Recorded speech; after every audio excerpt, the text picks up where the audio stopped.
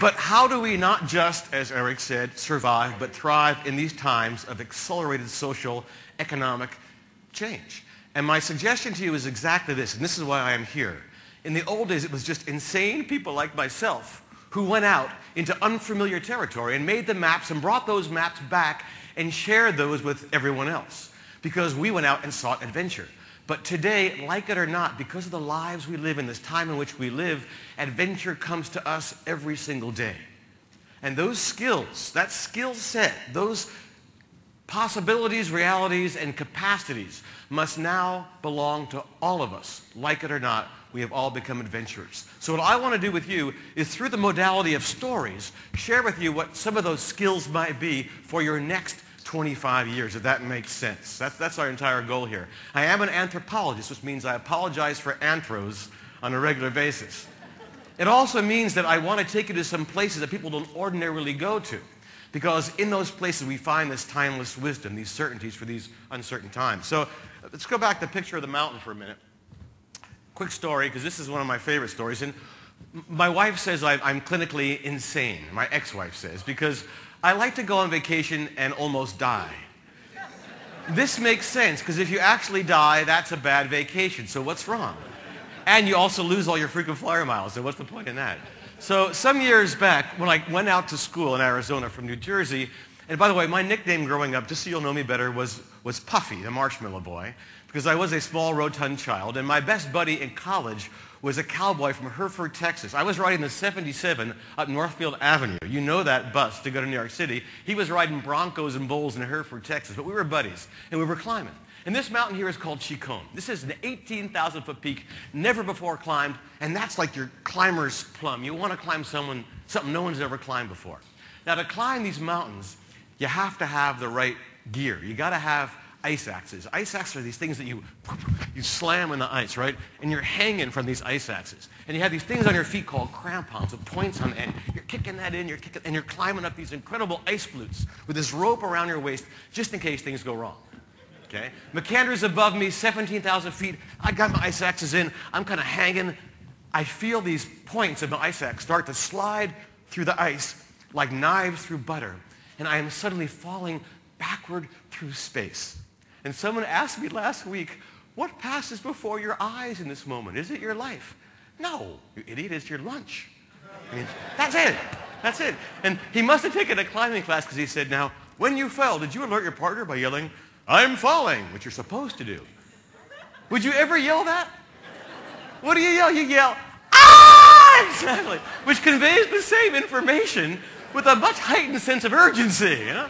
I'm falling now. So anyway, then you're at the end of your rope, literally, and you're bouncing, and you're slamming against this ice wall.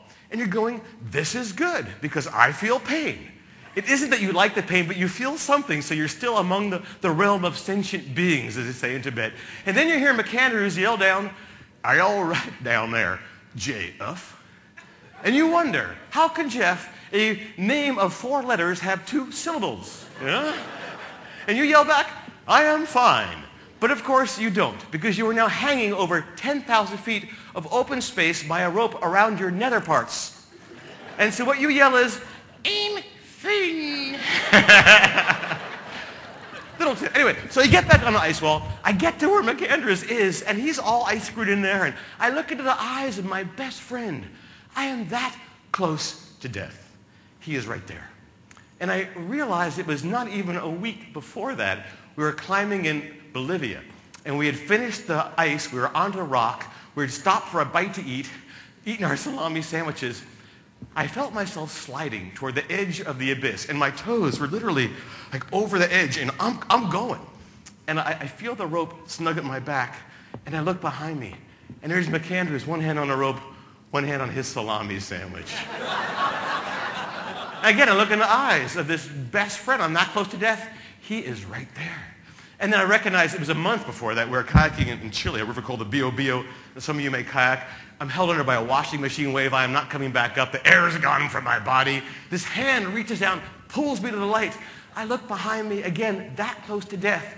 I look into the eyes of my best friend, Cowboy Steve McAndrews. So on this mountain, this day, I look in those eyes and I realize one very important thing. This guy, my best friend, is bad luck. What else could it be? Okay?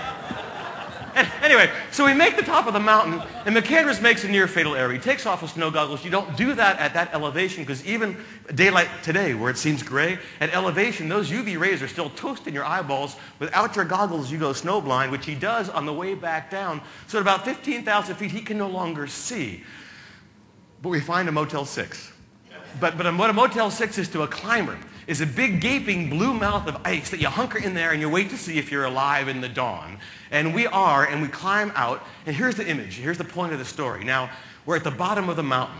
It's green, and it's grassy, and it's spongy, and that's the best moment, not the top, but the bottom. And I got McAndrews around the waist because he cannot see.